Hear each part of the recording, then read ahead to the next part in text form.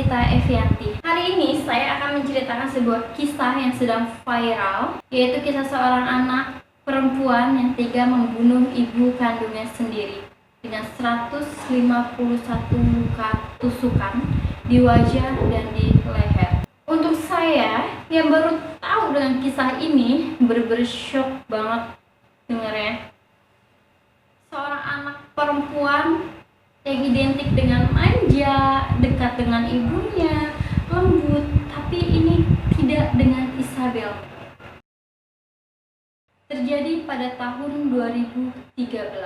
Dan sebelum kita masuk dalam inti cerita tentang pembunuhannya, saya akan menceritakan dulu tentang latar belakang Isabella. Berawal dari sebuah perceraian orang tua membuat Isabel semakin tidak terkontrol. Dia merasa down, dia depresi, dia sering marah-marah dan emosinya selalu meledak-meledak. Menurut Ryan Hoy, yaitu ayah tiri dari Isabel, Isabel seringkali bertengkar dengan ibunya. Hingga suatu ketika, sehari sebelum pembunuhan, Isabel benar-benar bertengkar hebat hingga meludahi ibu kandungnya sendiri. Dan Isabel pun mengirimkan email terhadap ibunya yang tertuliskan, "Kamu akan menebus semuanya." Ibu Isabel yang merasa takut dengan ancaman dari anaknya ini mencoba menghubungi kantor polisi. Karena kalau menurut ibu Isabel ini, anaknya memang kayak punya kelainan gitu, dia memang punya penyakit yang memang sudah untuk disembuhkan. Akhirnya dia menghubungi polisi untuk meminta sebuah perlindungan. Polisi datang ke rumah orang tua Isabel dan bertemu dengan Isabel saat itu, tapi dia tidak melihat kejanggalan dari Isabel. Isabel terlihat seperti seorang anak yang penurut. Dia berbicara dengan polisi dengan baik dan akhirnya polisi hanya menasehati saja, "Kalau kamu seperti ini terus sama ibu kamu, nanti kamu bisa diusir dari rumah ini," seperti itu. Dan akhirnya polisi pergi dan Isabel pun terlihat hanya menjadi seorang gadis yang terdiam saja. Lihat gadis baik-baik, diam, dan dia lebih banyak mengurung diri di kamar. Ibu Isabel yang saat itu merasa semakin gelisah. Dia tidak percaya dengan yang dikatakan polisi kalau anaknya baik-baik saja gitu, karena mungkin dia yang tahu kondisi anaknya itu seperti apa. Akhirnya dia mencoba menghubungi mantan suaminya, yaitu ayah Isabel bernama Robert Burston. Ayah Isabel datang ke rumah Isabel. Dia mencoba membawa anaknya ke halaman rumah, dia ngobrol dengan santai dan saat itu terasa benar-benar sangat nyaman. Isabel pun terlihat seperti anak yang menurut, dan ayah Isabel ini berpikir kalau anaknya memang baik-baik saja gitu. Dia menasihati anaknya, "Kalau kamu tuh jangan kayak begini sama ibu kamu, bagaimanapun juga dia orang tua kamu yang harus kamu hormati." Dan Isabel hanya mengiyakan. Menurut ayah dari Isabel, kalau Isabel ini mengikuti kata-kata dari ayahnya. Jadi dia merasa kayak ada perkembangan baik gitu dari anaknya. Akhirnya Robert pun pergi. Ketika malam harinya, ibu Isabel dan ayah tirinya pulang ke rumah. Namun karena merasa lelah, ibu Isabel langsung naik ke lantai 2 dan dia mandi di kamar mandi lantai 2. Sedangkan ayah tirinya sedang makan di ruang makan lantai 1. Ketika sedang makan, dia mendengar kayak suara buk gitu. Ayah tirinya langsung kayak kaget. Dia memperhatikan dulu sekitar, terus dia mendengar suara istrinya memanggil namanya. Seketika ayah tiri Isabel langsung naik ke lantai 2. Dan saat itu dia melihat Isabel sedang menusuk-nusuk wajah ibu kandungnya sendiri. Isabel sedang menusuk-nusuk wajah ibu kandungnya sendiri. Ryan Hoy, ayah tiri Isabel yang saat itu sedang merasa takut, dia tidak bisa apa-apa. Dia melihat Isabel mengacungkan pisaunya dan mengancam dirinya.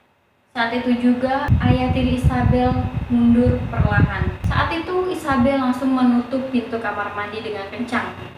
Tidak lama terlihat darah mengalir dari lantai kamar mandi. Saat itu juga Ryan Hoy berpikir bahwa istrinya saat itu sudah tewas. Dia langsung menghubungi kantor polisi dan menunggu polisi datang ke rumahnya. Di kamar mandi itulah Isabel membunuh ibunya. Dia menusuk terus wajah dan leher ibunya hingga 151 kali. Tidak puas dengan aksinya, dia juga mengambil tongkat baseball dan juga memukul ibunya sendiri. Setelah puas dengan aksinya, dia keluar rumah dan pergi ke sebuah minimarket. Orang sekitar yang bingung dengan keadaan Isabel yang saat itu dengan penuh darah, akhirnya Isabel berbohong pada mereka. Dia bilang saat itu Isabel sedang menjadi korban pemerkosaan dan dia minta tolong pada karyawan tersebut agar tidak melaporkan kejadian ini kepada polisi, karena jika memang nanti dilaporkan, dia takut ayahnya akan marah gitu pada dirinya, dan dia minta izin untuk membersihkan diri di kamar mandi minimarket. Tidak lama kemudian, beberapa jam setelah itu, polisi datang pada rumah orang tua Isabel dan melihat ayah tiri Isabel yang sedang duduk di samping ibu kandungnya yang sudah bergeletak dan penuh darah.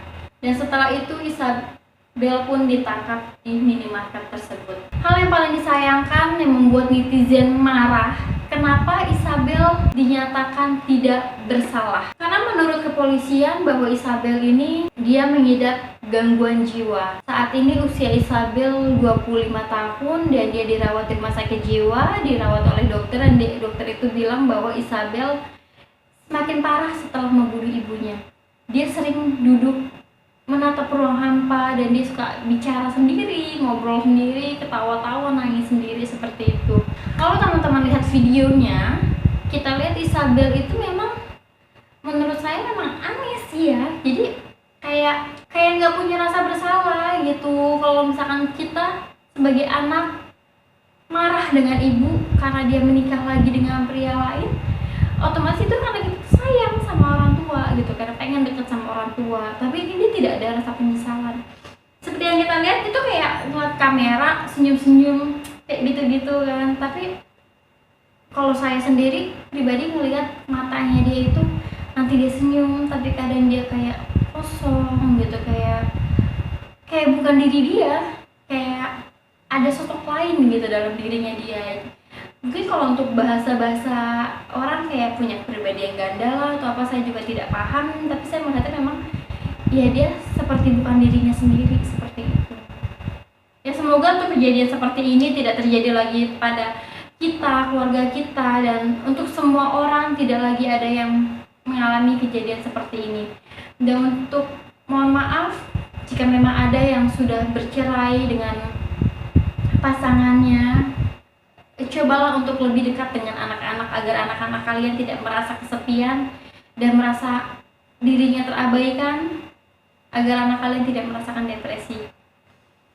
Jika memang pernyataan dari saya ini, cerita dari saya ada yang salah-salah kata, saya mohon maaf. Jika memang kalian ada yang tahu cerita lebih detailnya yang saya kurang paham, mungkin nanti kalian bisa komen di bawah dan kasih tahu saya. Assalamualaikum warahmatullahi wabarakatuh.